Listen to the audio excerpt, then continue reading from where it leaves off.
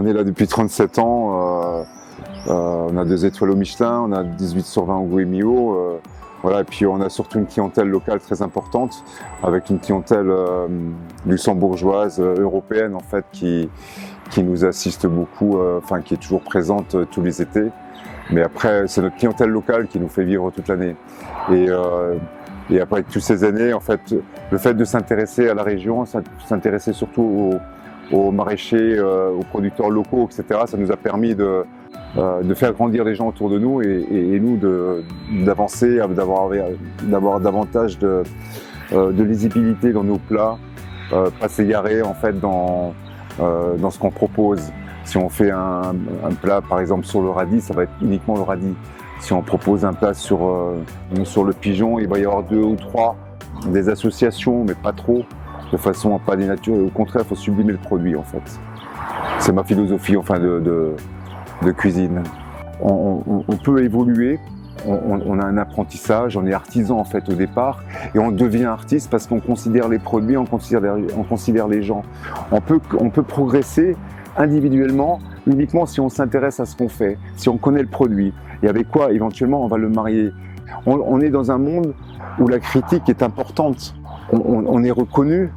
Et du moment qu'on est à ce stade-là de savoir-faire, il faut savoir aussi entendre encore pour pouvoir toujours aller progresser. Enfin, c'est notre ADN en fait. Il faut considérer le garçon qui travaille à côté de toi pour le faire grandir, pour qu'il ait envie de travailler pour toi. Et toi, il faut que tu considères ton produit pour le connaître, pour le savoir et pour pouvoir justement lui donner le meilleur pour le faire partager à nos clients en fait. C'est le but. Le but c'est d'avoir des gens qui sont surpris et un peu émerveillés par ce qu'on leur raconte et ce qu'on leur fait surtout. Souvent je dis aux jeunes quand ils sont avec moi, quand ils font un concours, essayez d'épurer un maximum. Racontez votre histoire sur le produit mais ne vous égarez pas. Évitez de vouloir tout mettre dans une assiette ou tout mettre dans un bouquet.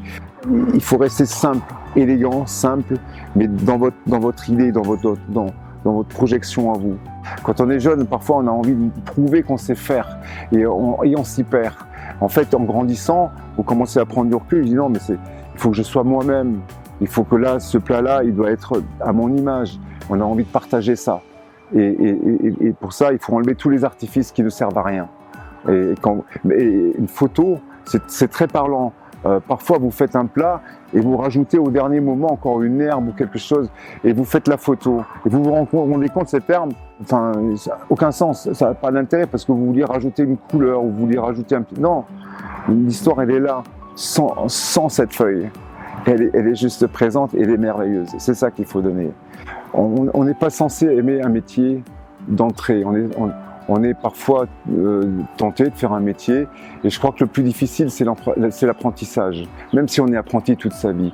Mais le plus dur c'est l'apprentissage, c'est ce qu'on ne maîtrise pas. Je me rends compte aujourd'hui quand je demande à un jeune qui sort d'une école, qui n'est pas forcément qu'un apprenti mais qui est déjà un garçon qui est un peu formé, ce qu'on lui demande, il va avoir une tension, il va avoir un stress qui est au maximum parce qu'on est dans un 2 étoiles, parce qu'on lui demande de ceci, il faut que ce soit parfait, etc. Mais cette exigence-là, on leur demande parce que ça va les faire grandir. Parce que demain, dans 6 mois, dans 1 an, ils vont le maîtriser.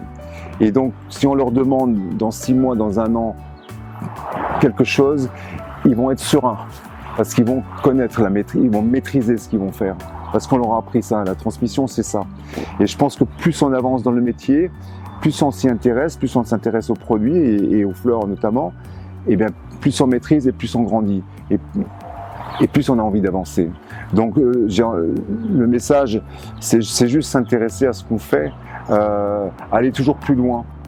Si demain on veut faire cuisinier, on peut faire cuisinier et on peut faire une très bonne cuisine dans un bistrot. Et si on veut aller plus loin, on peut aller faire de la cuisine dans le gastro. Les deux sont très bien. Mais après, tout dépend de la passion que vous avez, le temps que vous voulez consacrer à votre métier, etc. Mais de toute façon, toutes les récompenses, toutes les désillusions nous font toujours avancer, en fait. Mais c'est justement humain et c'est cette vie qu'on aime, en fait. C'est ça qui nous fait vivre. Le fait d'avoir été confiné pendant 3 mois, j'ai l'impression de ne pas avoir eu de printemps. Parce que à Pâques, j'étais pas dans mes cuisines, on n'a pas fait le menu de Pâques, on n'a pas fait nos asperges, nos agneaux, etc. Parce qu'à l'Ascension, on n'était pas là, parce qu'à la Pentecôte, voilà. Des métiers de cette intensité-là, on a besoin de ça pour vivre. C'est la vie. Et c'est du plaisir, en fait.